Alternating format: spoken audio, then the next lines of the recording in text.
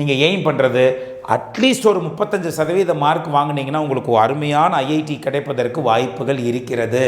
நம்ம அனாலிசிஸ் வச்சுருக்கிறது 2010 வச்சுருக்கிறோம். 2010 2022 வரை வைக்கப்பட்ட JEE அட்வான்ஸ்டு பரீட்சையிலேயே மிக மிக டஃப்பான கொஸ்டின் லாஸ்ட் இயர் 2022 தான் கேட்கப்பட்டுச்சு.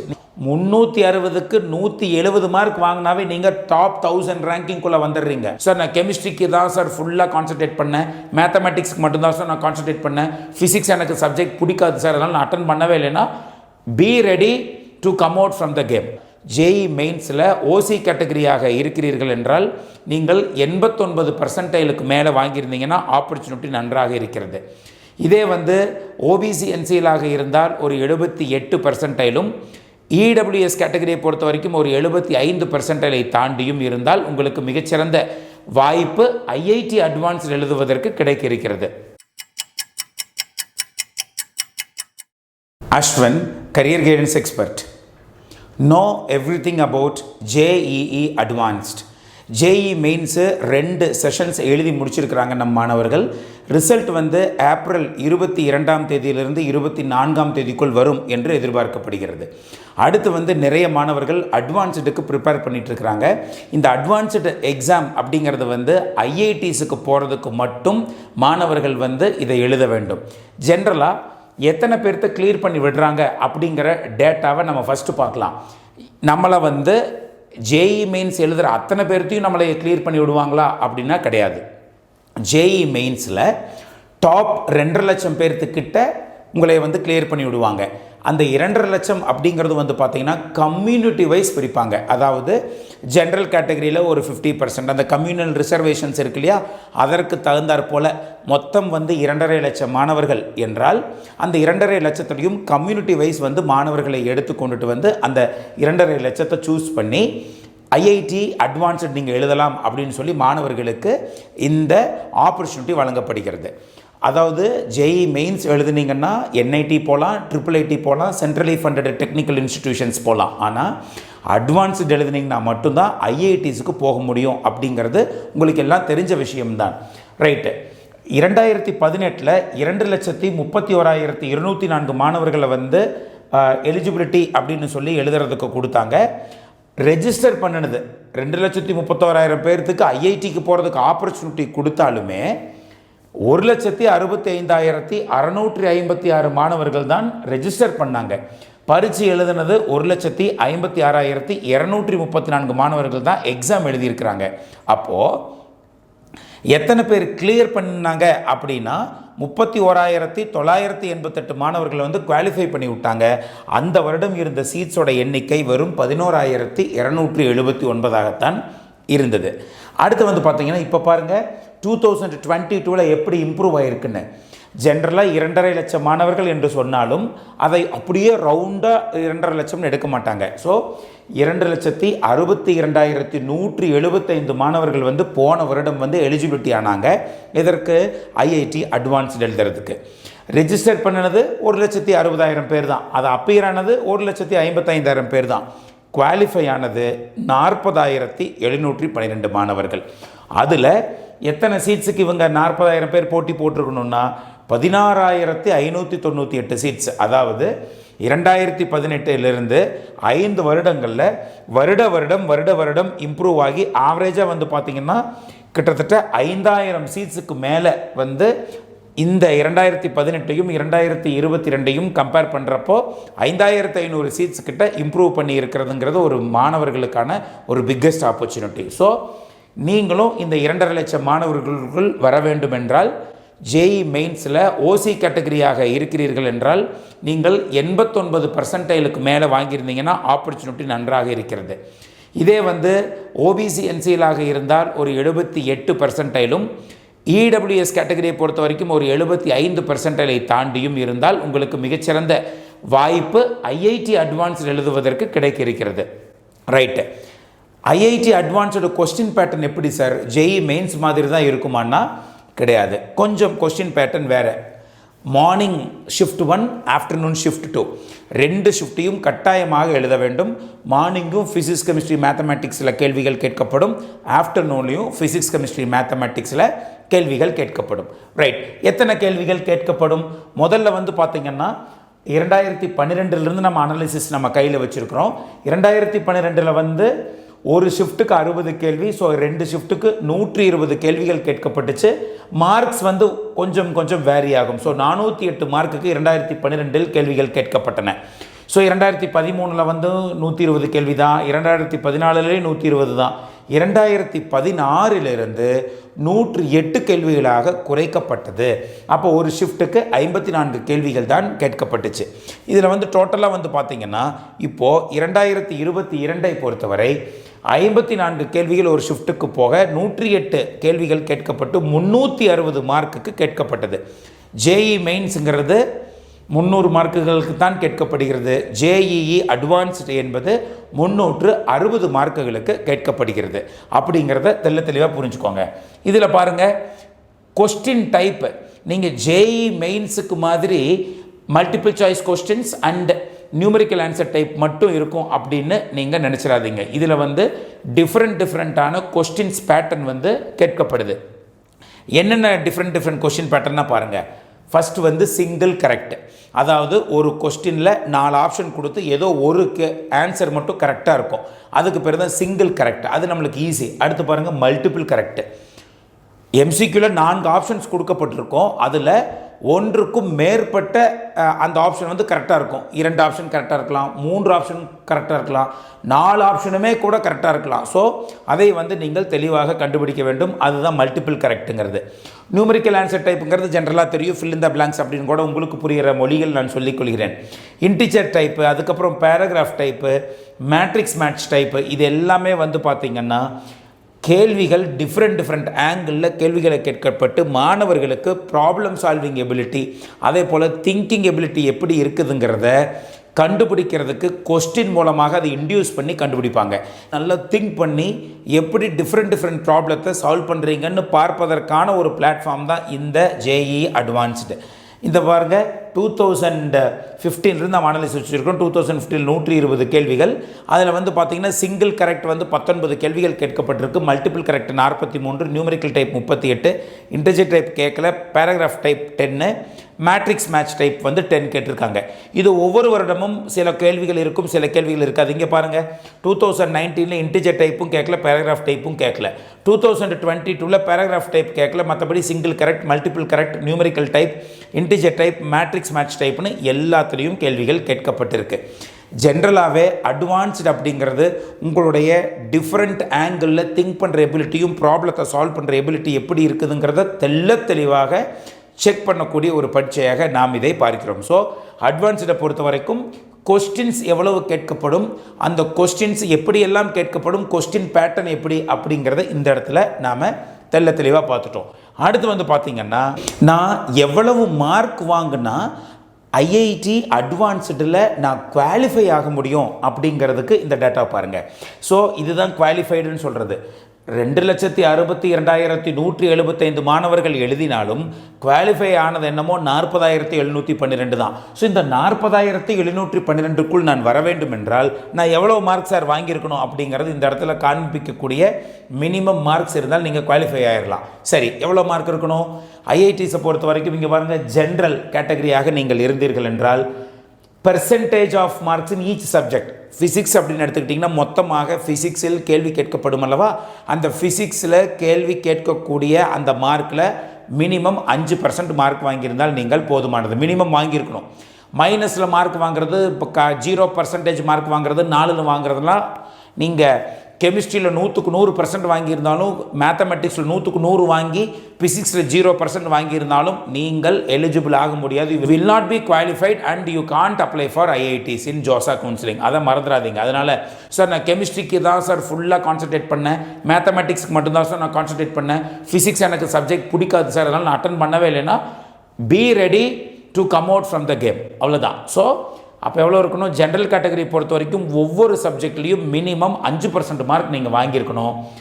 டோட்டல் பார்க்குறப்போ 17.5% மார்க் வந்து நீங்கள் கட்டாயமாக வாங்கியிருக்கணும். Minimum percentage of aggregate marks, அதாவது ஒரு சப்ஜெக்டில் 5 இருக்க வேண்டும். 3 சப்ஜெக்டை எடுத்து ஆவரேஜ் பார்க்கும் பொழுது அக்ரிகேட் மார்க் வந்து 17.5% மார்க் நீங்கள் வாங்கியிருக்கணும். அப்போ தான் வந்து உங்களைய குவாலிஃபை ஆக்கி விடுவாங்க. அப்போது ஃபிசிக்ஸ், கெமிஸ்ட்ரி, மேத்தமேட்டிக்ஸு ஒவ்வொரு சப்ஜெக்ட்லேயும் மினிமம் 5% மார்க் வாங்கியிருக்கணும். இந்த 3 சப்ஜெக்டை எடுத்து ஆவரேஜ் எடுத்து பார்க்கும் பொழுது 17.5% மார்க் நீங்கள் வாங்கியிருந்தால் JEE அட்வான்ஸ்டில் நீங்கள் குவாலிஃபை ஆக முடியும். அதனால் 17.5% ஆஃப் மார்க்ஸ் அப்படிங்கிறது minimum qualification criteria for IIT advanced. அடுத்து ஜென்ரல் EWS பொறுத்த வரைக்கும் ஒவ்வொரு சப்ஜெக்ட்லேயும் 4.5% ஆஃப் மார்க் வாங்கியிருக்கணும். 3 சப்ஜெக்டையும் எடுத்து அக்ரிகேட் பார்க்குறப்ப 17.75 வாங்கியிருக்கணும். இதே தான் OBC NCLக்கும். அடுத்து பாருங்கள், SCயை பொறுத்த வரைக்கும் ஒவ்வொரு சப்ஜெக்ட்லேயும் 2.5% மார்க் வாங்கினா போதும். ஆனால் 3 சப்ஜெக்ட் எடுத்து ஆவரேஜ் எடுத்து பார்த்து அக்ரிகேட் பார்க்கும் பொழுது 8.75% மார்க் நீங்கள் வாங்கியிருக்கணும். STக்கும் அதே தான், ஜென்ரல் PWDயும் அதே தான், ஜென்ரல் EWS PWDயும் எல்லாம் அப்படி தான். அதாவது ஜென்ரல் EWS OBC NCL தவிர்த்து SCயிலிருந்து அத்தனை PWD கேட்டகரி அத்தனை பேருக்குமே மினிமம் 2.5% ஆஃப் மார்க் வந்து ஈச் சப்ஜெக்ட்ஸில் இருக்கணும். அக்ரிகேட் மார்க்ஸுங்கிறது 8.75 இருக்கணும். ப்ரிப்ரேட்டரி கோர்சஸ் அப்படின்னு சொல்லி கொடுப்பாங்க SC SCA PWD மாணவர்களுக்கு. இந்த ப்ரிப்ரேட்டரி கோர்ஸ் அப்படின்னு என்னென்னா, ஒரு வருடம் வந்து நீங்கள் எந்த IITயில் வந்து உங்களுக்கு சீட் கிடைக்குதோ அந்த IITயில் போய் முதல்ல நீங்கள் ப்ரிப்பேர் பண்ணணும். 1 இயர் வந்து உங்களை டிகிரிக்குள்ளே போட மாட்டாங்க. நீங்கள் அந்த ஒரு வருடம் முடித்த பிறகு அடுத்த வருடம் வந்து பார்த்திங்கன்னா ஈஸியாக எந்த கல்லூரியில் வந்து உங்களுக்கு இப்போ ப்ரிப்ரேட்டரிக்கு சீட் கிடைச்சதோ அதே கல்லூரியில் ஃபஸ்ட் இயர் போய் படிப்பீங்க. மற்றவர்களுக்கெல்லாம் 4 வருட படிப்பு என்றால் ப்ரிப்ரேட்டரியில் சீட் செலக்ட் பண்ணுறவர்களுக்கு 5 வருட படிப்பு அப்படிங்கிறதையும் இந்த இடத்துல மறந்துடாதீங்க. ஏன்னா IITயை பொறுத்த வரைக்கும் எல்லாத்துக்கும் என்ன நினைப்பாங்கன்னா 4 வருடங்கள் தானே படிப்பு இருக்குது அப்படின்னு நினைக்கிறீங்க. ஆனால் இந்த கேட்டகரி ஸ்டூடெண்ட்டுக்கு 5 வருட படிப்பாக இந்த இடம் இருக்கிறது. 1 வருடம் கட்டாயமாக உள்ளுக்குள்ளே ப்ரிப்ரேட்டரி கோர்ஸாக உங்களுக்கு கொடுக்குறாங்க.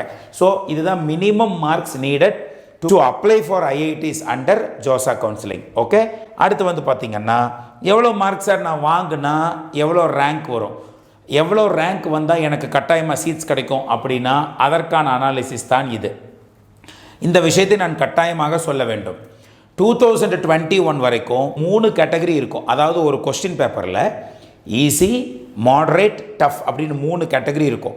2021 வரைக்கும் ஜென்ரலாகவே இந்த ப்ளூம்ஸ் டாக்ஸானமி அப்படிங்கிற ஒரு விஷயத்தை ஃபாலோ பண்ணுறதுனால ஈஸி அப்படிங்கிறது வந்து ஒரு 30% இருக்கும், டஃப் அப்படிங்கிறது 20% இருக்கும், ஆவரேஜாக இவ்வளோ தான் இருக்கும். ஆனால் சென்ற வருடம் வந்து பார்த்திங்கன்னா டஃப்னஸ் அப்படிங்கிறத 33% மாற்றி விட்டார்கள்.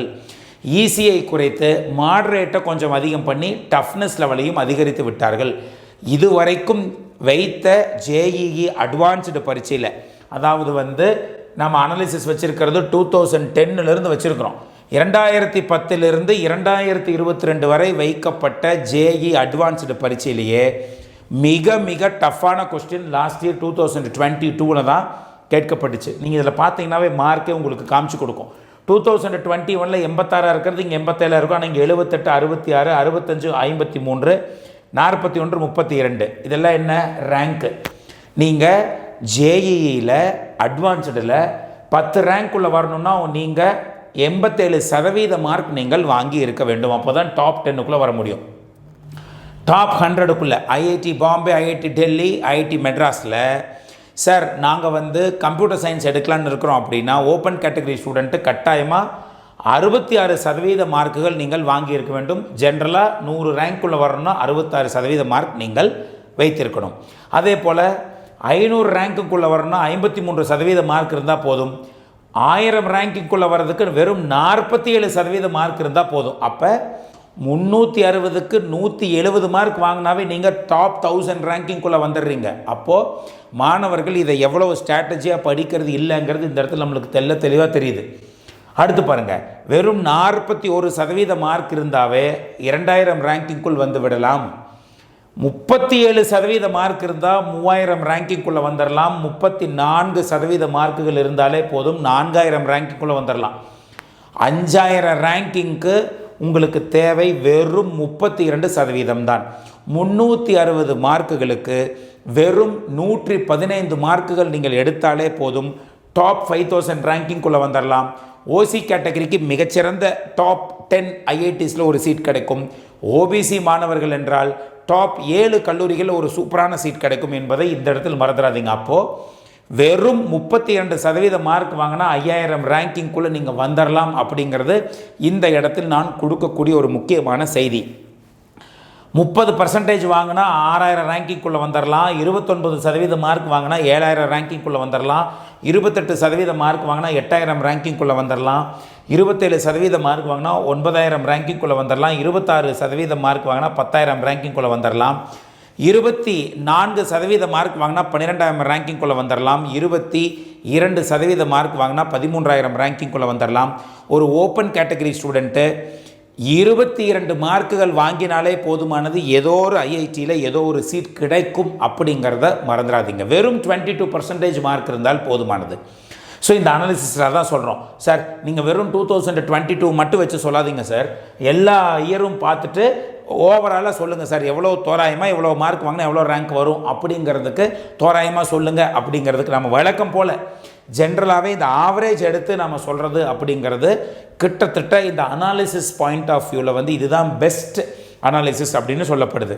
ஸோ இங்கே பாருங்கள், 2022லேருந்து அத்துணை வருடங்களையும் 12 வருடங்களை கையில் எடுத்து மாணவர்களுக்கு நாம் கொடுத்திருக்கிறோம். 2010லிருந்து 2022 வரை ஒவ்வொரு வருடமும் எவ்வளவு பர்சன்டேஜ் வாங்கினா எவ்வளோ ரேங்க் வருங்கிறத தெளிவான ஒரு அனாலிசிஸ் இது. சரி சார், ஆவரேஜ் எடுத்தாச்சு 2010லிருந்து 2022 வரை. அதாவது இது வந்து இதுக்கு கீழே போகிறதுக்கு வாய்ப்பு இல்லை. அதாவது நீங்கள் 32% வாங்கினா தான் 5000 ரேங்கிங்குள்ளே வர முடியும். ஒருவேளை சார் இந்த வருஷம் கொஸ்டின் கொஞ்சம் ஈஸியாக கேட்டாங்கன்னு என்ன சார் பண்ணுறது, அதுக்கு நீங்கள் சொல்லுங்கள் அப்படின்னா ஆவரேஜ் எடுத்து வைத்திருக்கிறோம். இது வந்து மாணவர்களுக்கு இன்னும் யூஸ்ஃபுல்லாக இருக்கும்னு நான் நினைக்கிறேன். அப்போது நீங்கள் 10 ரேங்கிங்குள்ளே வரணும்னா average of all the years is equal to 85.38. அப்போது 85% மார்க் நீங்கள் வாங்கினீங்கன்னா 10 ரேங்கிங்குள்ளே வந்துடலாம். 75% மார்க் வாங்கினீங்கன்னா 100 ரேங்க்குள்ளே வந்துடலாம். 65% மார்க் வாங்கினீங்கன்னா 500 ரேங்கிங்குள்ளே வந்துடலாம். 59% மார்க் வாங்கினீங்கன்னா 1000 ரேங்க்குள்ளே வந்துடலாம். 53% மார்க் வாங்கினீங்கன்னா 2000 ரேங்க்குள்ளே வந்துடலாம். 50% மார்க் வாங்கினீங்கன்னா 3000 ரேங்க்குள்ளே வந்துடலாம். 46% மார்க் வாங்கினா 4000 ரேங்க்குள்ளே. வெறும் 45% மார்க் வாங்கினாலே போதும், நீங்கள் 5000 ரேங்கிங்குள்ளே இருப்பீங்க. You will get extraordinary seat அப்படிங்கிறத இந்த இடத்துல நீங்கள் தெளிவாக தெரிஞ்சுக்கலாம். அப்போது நீங்கள் அட்வான்ஸ்டில் எய்ம் பண்ண வேண்டியது வெறும் 40% மார்க் இருந்தாலே you will get a wonderful seat for the OC category student, அதாவது ஃபார்வர்டு கம்யூனிட்டி. ஓபிசி என்சிஎல்ஐ பொறுத்த வரைக்கும் 40% மார்க் வாங்கினீங்கன்னா உங்களுக்கு ஏதோ ஒரு ரீசனபிளான டிபார்ட்மெண்ட் ஒரு டாப் ஐஐடிலையோ அல்லது கொஞ்சம் நல்ல டிபார்ட்மெண்ட் கொஞ்சம் பேக் எண்டில் இருக்கக்கூடிய ஐஐடிஸ்லையோ கிடைப்பதற்கு வாய்ப்பு இருக்குது. ஸோ மாணவர்கள் வந்து நீங்கள் எய்ம் பண்ணுறது அட்லீஸ்ட் ஒரு 35% மார்க் வாங்கினீங்கன்னா உங்களுக்கு அருமையான ஐஐடி கிடைப்பதற்கு வாய்ப்புகள் இருக்கிறது. Right? So aim for 35% of marks. So that OC category, general EWS, OBC NCL மாணவர்களுக்கு நல்ல சீட்ஸ் கிடைக்கும். இதே எஸ்சி எஸ்டி மாணவர்கள், பிடபிள்யூடி மாணவர்கள் இருக்கிறீர்கள் என்றால் ஈவன் 20% 22% மார்க் வாங்கினாலே போதுமானது, உங்களுக்கு ஒரு அருமையான சீட்ஸ் வந்து ஐஐடியில் கிடைப்பதற்கு வாய்ப்புகள் இருக்குது. ஸோ மாணவர்களுக்கு வந்து இவ்வளவு ஒரு தெளிவான ஒரு டீடைல்டு அனாலிசிஸ் நம்ம மாணவர்களுக்கு கொடுத்துருக்குறோம். இந்த அனாலிசிஸ் வந்து பார்த்திங்கன்னா நம்மளுடைய டெலகிராம் குரூப்பில் போஸ்ட் பண்ணியிருக்கிறோம். டெலகிராம் குரூப்போட லிங்க்கு டெஸ்கிரிப்ஷன் பாக்ஸில் கொடுத்துருக்குறோம். ஸ்டூடெண்ட்ஸ் வந்து இதை கிளிக் பண்ணி கட்டாயமாக இந்த அனாலிசிஸை நீங்கள் டவுன்லோட் பண்ணிக்க முடியும். ரைட்? ஸோ இந்த ஒரு முக்கியமான ஒரு விஷயத்தை உங்களிடம் நான் சொல்லிக்கொள்கிறேன். அடுத்த வீடியோவில் வந்து பார்த்திங்கன்னா எந்தெந்த சாப்டர் வெரி மச் இம்பார்ட்டண்ட்டு, எந்த சாப்டருக்கு முதல் இம்பார்ட்டன்ஸ் கொடுக்கணும், எந்த சாப்டருக்கெலாம் அதிக இம்பார்ட்டன்ஸ் கொடுக்க தேவையில்லை அப்படிங்கிற ஒரு முழு நீளமான ஒரு வீடியோ வந்து JEE advanced important topics and chapters அப்படிங்கிற ஒரு வீடியோ அடுத்தது நம்ம சேனலில் வரப்போது. இந்த சேனலை சப்ஸ்கிரைப் பண்ணலைன்னா சப்ஸ்கிரைப் பண்ணி வச்சுக்கோங்க. ஸோ தட் நீங்கள் எந்த வீடியோவை மிஸ் பண்ண மாட்டீங்க. உங்கள் ஃப்ரெண்ட்ஸுக்கும் ஷேர் பண்ணுங்கள். Just like this video so that many students will get the opportunity to see this video. So அடுத்த வீடியோவும் உங்களுக்கு ஒரு முக்கியமான வீடியோவாக இருக்கும். So stay tuned with our channel. Until then, it's bye from Ashwin.